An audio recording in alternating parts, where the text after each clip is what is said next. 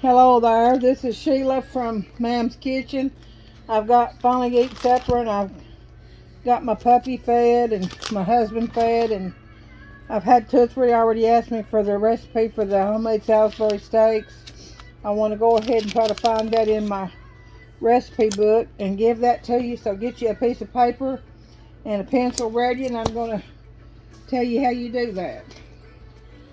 I do know that you try to use, if you can, I know it's expensive, the 93-7% of the hamburger meat. Okay, here it is. Now guys, y'all listen. If you need it again, just text me. I'll put it in the comments.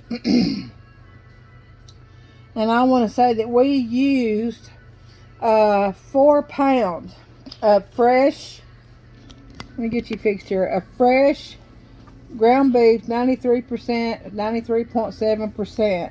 So it's 7% fat, and it's well worth it. So then we divided it down in how many containers we had after it was cooked, minus the gravy. So I'm going to give you this example. You would use one 10.5 ounce can of condensed French onion soup, or I didn't have French onion soup, so I had what I used what I had, and it turned out delicious. I had a pack of brown gravy mix and a pack of onion gravy mix, so I put those in hot water, and I put half in the meat, and the other half I set to the side. So again, that is, you can use the canned condensed French onion, pack of brown gravy mix, or you can just use the onion gravy mix, the dry, and the brown gravy and the onion, both of them.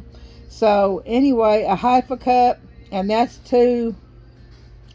let's see how much this recipe is calling for on the hamburger meat. That's 1.5 pounds, so you would want to probably double this recipe.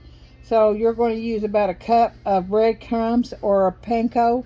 I had panko on hand, so I used panko.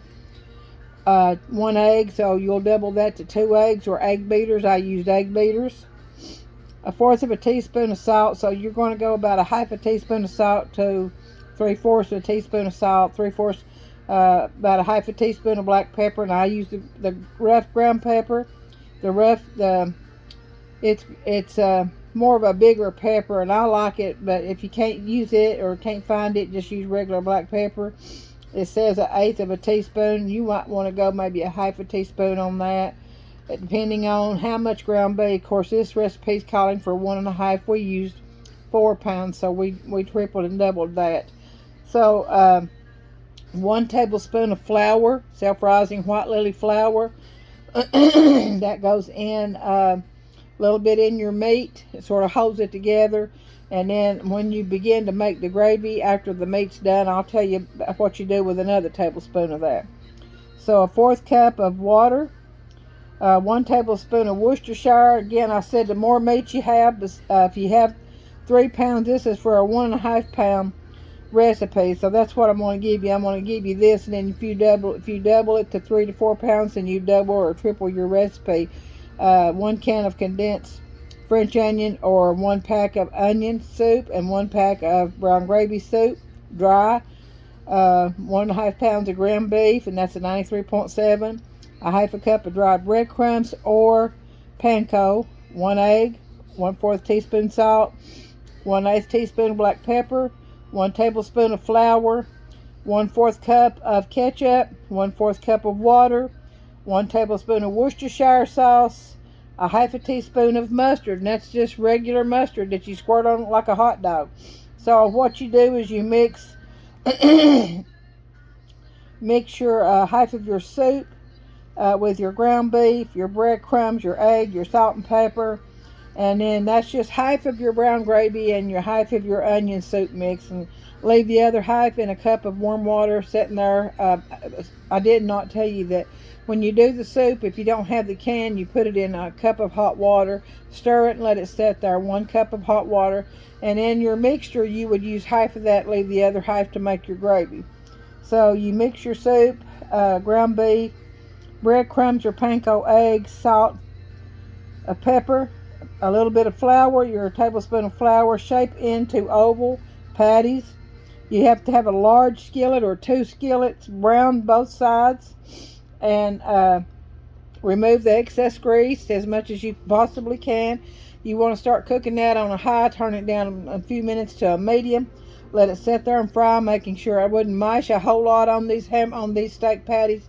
It makes your meat tough, so you want to keep them as juicy as you can. So just try not to mash on them as much, maybe once or twice, and that's about it. And just let them sit there with the lid over the skillet and cook on a medium heat, if lower, depending on your stove.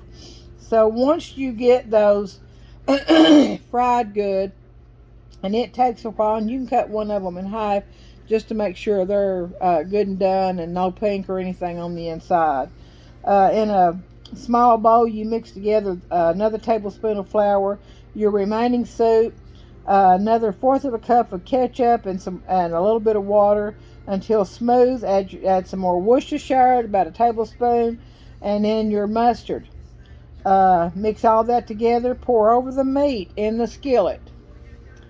Cook. Cover with a lid and cook it for about 20 to 30 minutes, stirring the sauce occasionally. And you might want to turn your patties over, your Salisbury steak patties over, maybe once or twice, but don't move them too much because they'll fall all to pieces. The less you can move them, the better. So once you put that soup mixture in there and cover them with a lid, it don't hurt to turn them down on just right above low, maybe in between medium heat and low heat. Let them sit there and cook. And we did have 2 skillets of them. That's why we went ahead and done them as meal prep. Yesterday when I come in from work, we done a stuffed chicken breast. It was chicken breast, and we trimmed the gristles and the fat off of that, and the skin. I don't use the skin. And we cut them in half, filleted them, cut them in half, left not all the way in half. We just made a pocket right in the middle of them, and we took cream cheese, a block of cream cheese, and probably a half a container of the big containers of fresh spinach, chopped that up with some parsley and some black pepper, and mixed all that up in a bowl, and then stuffed those chicken breasts. I'll show you those maybe tomorrow or the next day. And then I layered it, put those in also it was cream cheese, spinach chopped up, parsley chopped up, mixed together as much as you could get it mixed together, not with a mixer but with a spoon, and then some fresh Parmesan, and put some of that in there, and then get that all mixed up, and then have your chicken breast ready. Spoon that inside the chicken breast, as much of it as you can, because some of it will come out making you a white gravy. So push those as close as you can in a baking pan. We used a 9x13 baking pan. I want to say we had 6, maybe 8 chicken breasts. So I had 6 on top of them, and I pushed the other 2 right at the bottom. They were full of that spinach cream cheese filling. Now I added some salt and pepper to my liking, because none of that had salt in it except for maybe a little bit in the cream cheese. And I also just salt and pepper, and then we put just very little fresh Parmesan on top. I covered that with aluminum foil and baked that for 1 hour at 350. Took the aluminum foil off, and like I said, I like chicken tender. I don't like it tough. If I have to chew it, I don't want it.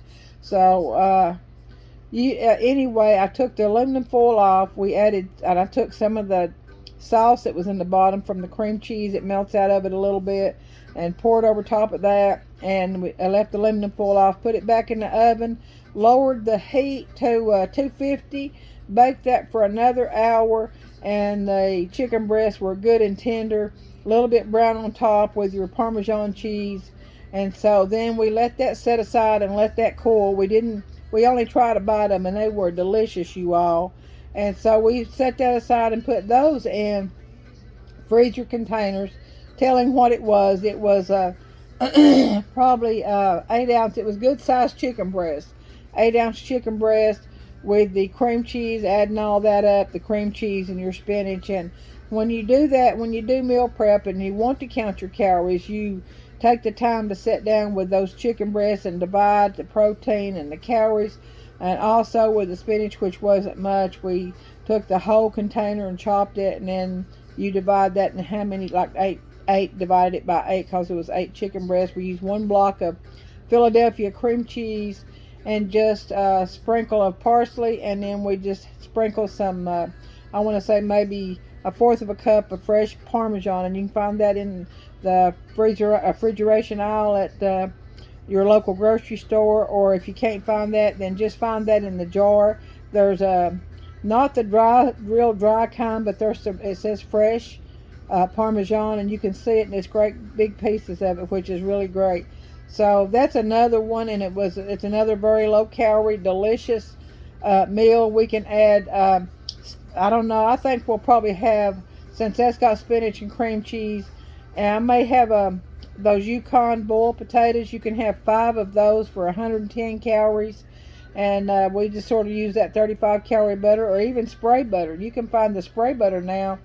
I can't remember the name of it, but it's a spray butter that you can spray on those little Yukon potatoes, or a red potato. I think the little red potatoes are 105 calories, 110 calories for 5 also. And there's nothing wrong with having potatoes as long as you go under those calories every day, and it adds up at the end of the week. So that spray butter is 0 calories, 0 saturated fat. It's very good. It tastes like butter. It's not butter, but it tastes like it, and it has no calories, no saturated fat, no cholesterol. I'll get the name of that. I want to say it might be Parquet spray butter. So anyway, you can do that with salt and pepper and those little Yukon potatoes. I don't usually do 5. I usually do 3. Then I'll cut the calories down. And with that chicken and stuffed with spinach and cream cheese and the Yukon potatoes, I like carrots, so we may have carrots tomorrow. I don't think I'll have a salad with that because we've got some leftover blackened chicken that we fried in a skillet slowly. And what I'm going to do with that blackened chicken, I'll show you. We'll make that huge salad, and we're going to top that with strips of that blackened chicken that was left over. So again, let me go over this recipe real quick for the Salisbury steak, and it's calling for 1.5 pounds of ground beef 93.7. If you can't get that, get the 80, I want to say 80/20. 1 can of condensed French onion soup, or a package of brown gravy mix, and a package of onion mix. Put each one of them in a cup of hot water to set aside. Use half of it in your ground beef mixture and half of it for your gravy.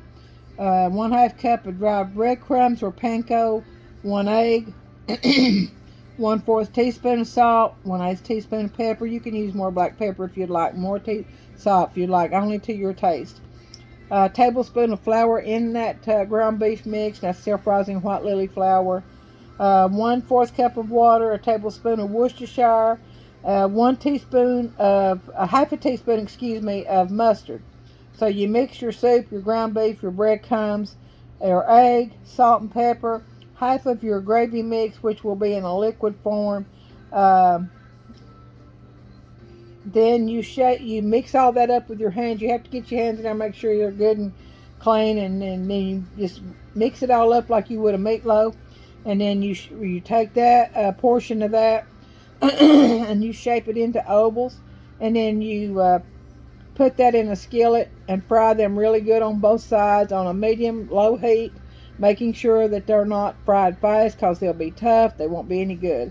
So once those are done, and you can see no pink in the middle of one of them, or you can even use a food thermometer too and making sure they're done, you take the rest of your gravy mix that's set aside, your onion and your brown gravy, and you add another tablespoon of flour to that in a bowl, and then you add another half a teaspoon of ketchup, another tablespoon of Worcestershire, let's see, a little bit of water, and it looks like that's about it. And you mix all that up, and you pour that over your Salisbury steaks, and then you cut your heat down to in between medium and low heat. Cover that and let them just sit there for about 30-40 minutes, just watching them, making sure your gravy gets good and thick. And then just take them out, and you've either eat those for supper and put what you got left in the freezer for meal prep. So there again, that's that. And the calories on that for probably a 6-ounce patty is 440 calories for the patty, and that's counting the gravy. 23 grams of protein, 14 carbs. Your fat is 32 point. Your total fat is 32.3 grams. Cholesterol is 11. No, excuse me. It's 27.5 milligrams, and then 8 on your sodium is 88. Let's see, 8.8 point. It's 8.8.3 milligrams. So you don't have to really worry about sodium unless you put a lot of sodium in that, salt in that. You don't really have to worry about that. But you do want to get your total fat, your total cholesterol, your total calories, your total protein, and your total carbs. Because more or less this is a high protein, low carb, not zero carbs. Because like I said, zero carbs, you can't do that. You hurt your kidneys, you hurt your body. If you come off of that no carb diet, then you tend to gain all that weight back more fast and more if you start eating regular again. So this is just a healthy way, getting used to more healthier foods. It takes a little bit of time, but it's well worth it. Again, I gave you that recipe, and that's my recipe, by the way. That's if you want to tweak it and add something or take away something, be more than welcome to do that, because it don't bother me one bit. Just make sure we're all eating healthy and doing better. And I know your family will enjoy this as well. Somebody that's not trying to diet, you can always add more potatoes or more bread, more vegetables, and then they can have more meat if that's what they'd like. So again, this is Sheila at Mam's Kitchen. Hope you enjoy these videos, and I'll see you later. May the Lord bless you and keep you safe, and have a good night.